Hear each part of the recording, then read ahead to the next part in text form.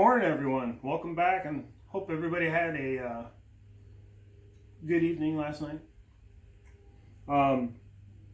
What'd you guys think of that last video? I have, excuse me, a lot of fun making those videos.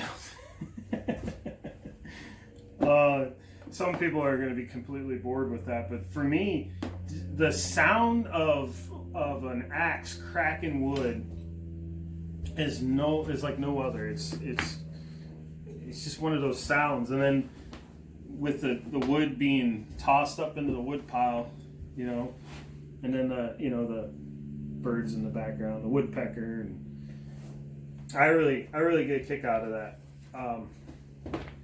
That axe it's one of the axes I hung years ago. I'd like to do it again because I'm much better at hanging axes now. Like any craft, you evolve. So I know I could do a better job. Not that it's that bad, it's just I could do better. So one of these days I'll stick another handle in it. I might try to, I think I got a red elm somewhere here. I might try to throw a red elm in it. But it splits wood really well. It's got a big wide bit profile. So it splits well. So I'm out here just putting the final touches on this large order of sheaths. Just doing the final few pieces of glue up here. The glue up takes the longest. I know I've mentioned that before, but I really want to emphasize that it really does take the longest time. But it's important to hold things together and give it a little bit of strength. I could probably figure out a way to just sew these things, but that wouldn't be right. And I like right, so do it right. So basically, all I have to do is finish gluing these axe sheaths and those two axe sheaths, and then I'm done. Done with that. Done with glue up. Next step is I'll square up all the edges on everything, and if I have time today to do that, I'll shoot a little video on that, because it's kind of a little secret, sort of how to get your leather super clean. So when you cut something out of leather, you know, you're cutting it by hand, your edges aren't going to always line up or be perfect, but once you get it assembled, there's a way to go in and square everything up and make that piece look as perfect as possible. So I use my 2x72 to do that, but you could use any sander, and we'll talk about that when I get to it. Hopefully I'll get it into this video. We'll see. I'm not sure what time it is. So, but I'm just out here working away, doing my thing, enjoying this. I really do like doing leather work, even as a business. I still enjoy it. Yeah, sure, there's days it gets monotonous when you do the same thing over and over. But every order is a challenge to see how proficient you can get with things. And I've learned a lot over the last year about wholesale and being proficient in getting large quantities of leather pieces finished in a timely manner. So it's very rewarding. Well, I'm out here listening to podcasts and listening to YouTube videos. I like to tune in to guys like Iron Horse. He does like a lot of talking and show and tell, so it's kind of easy to follow along without watching it, so to say. You can kind of glance at the screen and see what he's doing, so it doesn't distract me too much. I'll usually listen to like podcasts or a couple guys on YouTube. All right, I'm going to wrap these up, and then we'll get over to the grinder and square up these edges. I'll show you how I do that real quick.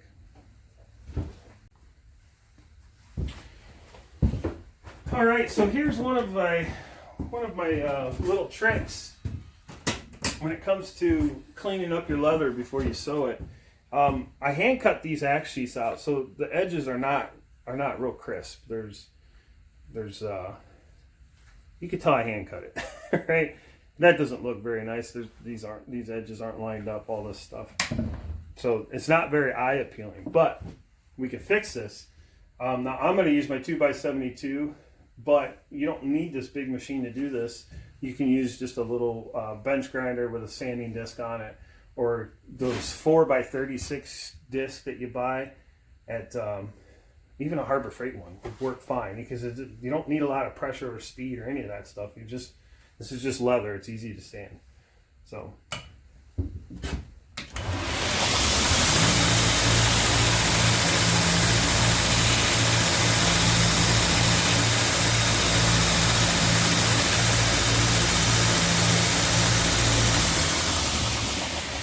So I don't know if you can see that very well or not, but all 3 layers of this sheath now are completely dead even, and it's a nice crisp, clean edge. And then all the lines line up on the sides. So I'm going to finish this one off.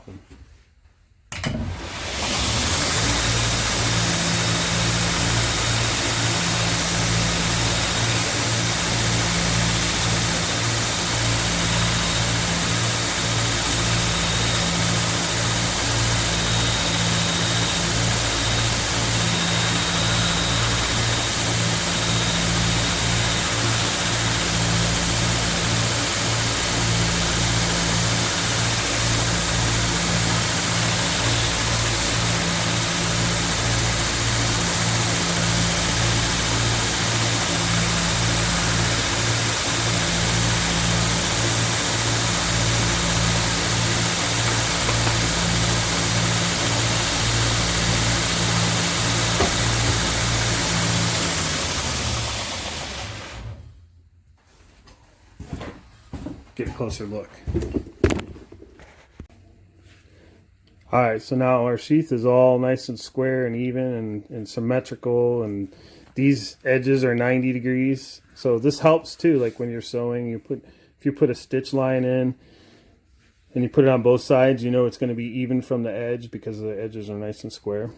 So the last thing I do after I do that, before I go to sewing, is I'll take my number 2 edger and I just knock off these edges because they're burred up from running it on that machine. So just knock those off, and it rounds them over. Makes everything clean and crisp. This is really what sets your work up to be professional looking. You know, when somebody opens up the package and they get this sheath out, they're really going to notice the edges. If they weren't clean and crisp, it would stand out like a sore thumb. So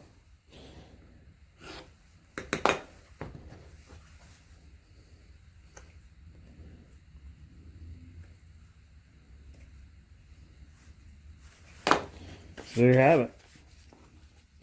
Nice and even. Excuse me. So once I sew it, the last thing I'll do is burnish all the edges. And then by burnish, I mean make the edges smooth and glossy. So that's usually my last step of the process. Alright guys, well that's all I'm going to have time for today. I got a lot accomplished. I'll be back at it again tomorrow. I'll probably be sewing. Well, I'm sure I'll be sewing. So and we'll get this order shipped out here in short order. Appreciate you guys following along. All the comments and likes and shares, and that stuff's helping. I feel bad. I feel weird asking for you to subscribe. I feel like if you like what I'm doing, you're going to subscribe. But every YouTuber I watch mostly says, if you like what we're doing, please subscribe. And it seems to be working for them. So, I mean, if I got to ask you, if it works, then I'll ask you. So if you like what I'm doing here, click that subscribe button. Also the notification bell. Have a blessed day. I've been having dreams, jumping on a trampoline, flipping in the air. I never land, just float there.